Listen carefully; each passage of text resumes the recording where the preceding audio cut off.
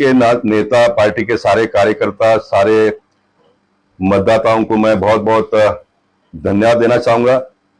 एक बहुत लंबा समय आप सब लोगों ने मेरा साथ दिया, सहयोग दिया। मेरे स्वभाव को झेलते हुए पार्टी के कार्यकर्ताओं ने जिस प्रकार से मुझे साथ और सहयोग दिया, मैं अपने जीवन के अंतिम श्वास तक उसे भूल नहीं पाऊंगा। मैं पीयूष गोयल जी को हृदय से धन्यवाद देता हूं, उनका अभिनंदन करता हूं।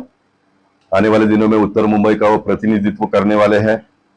जिस तरह से नगरजनों ने और पार्टी के कार्यकर्ताओं ने इतने लंबे समय मुझे साथ दिया, वही साथ पीयूष गोयल जी को भी देंगे ऐसा मैं अपेक्षा करता हूं और उसके लिए मैं प्रयास भी करूंगा।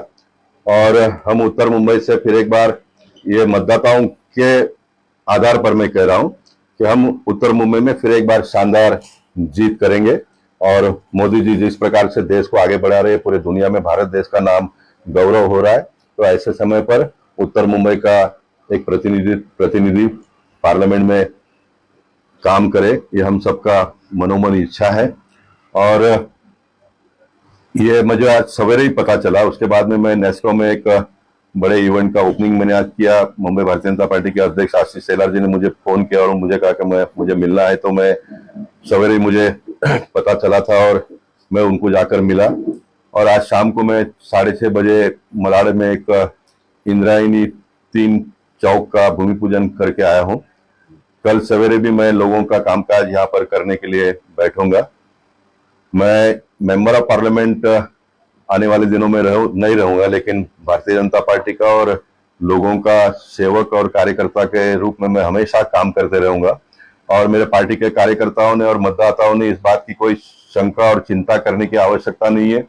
मेंबर ऑफ पार्लियामेंट न होते हुए भी लोगों को मैं किस तरह से मदद रूप हो सकूंगा, ये मैं आने वाले दिनों में उसको करके बताऊंगा। सिर्फ जो फंड मिलता है वो फंड नहीं मिलेगा, लेकिन उसकी भी व्यवस्था मैं खड़ी करूंगा। मतलब कोई भी काम रुकेगा नहीं, उसकी आवश्यकता नहीं पड़ेगी, क्योंकि उत्तर मुंबई में हमारे इतने विधायक है, सारे एक्टिव विधायक है, सारे लोग अच्छा काम करते हैं, इतने सारे हमारे नगर सेवक है।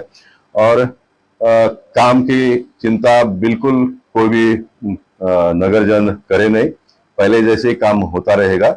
और कहीं ना कहीं तो किसी को रुकना है, तो मुझे पार्टी ने सही समय पर रोका, इसका मुझे बड़ा आनंद हो रहा है और मैं बहुत सुकून महसूस कर रहा हूँ। उसका कारण एक ये है कि अब इस बार में अगर मैं लड़ भी लेता तो पार्टी के कार्यकर्ताओं को और नगरजनों को ये मालूम होता है कि ये लास्ट है करके, तो जो उसका ग्रेस जो होता था, जो 33 साल लोगों ने जो मुझे प्रेम दिया, उसमें कहीं पर भी मुझे थोड़ा भी अगर कमी दिखाई दी तो मैं अपने आप में टूट जाता था। लेकिन ये अच्छा पार्टी ने निर्णय किया, इसलिए मैं उनका अभिनंदन करूंगा।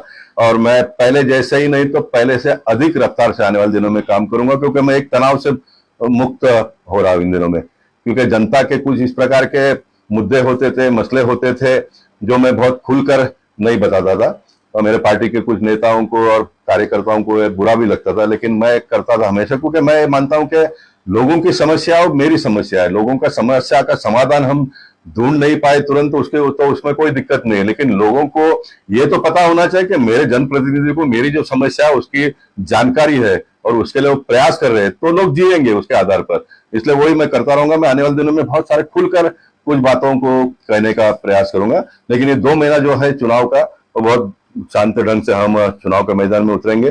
कल पीयूष गोयल जी 6:30 बजे सिद्धिविनायक गणपति बापा का दर्शन लेकर बोरेली स्टेशन पर ट्रेन से आने वाले, मुझे उन्होंने फोन करके बताया। हम उनका स्वागत करेंगे कल शाम को, और एक मीटिंग भी तय हुआ है, सारे कार्यकर्ता मिलकर फिर आगे की रूपरेखा हम बनाएंगे। मैं फिर एक बार पार्टी के कार्यकर्ताओं को और मुझे चाहने वाले लोगों से इतना ही कहूंगा कि जितना हिम्मत मैंने अपने राजनीतिक सामाजिक जीवन में बताकर काम किया, उतने ही हिम्मत से आप लोग भी इस निर्णय को स्वीकारें, ये मुझे आप सबको हाथ जोड़कर निवेदन करना है।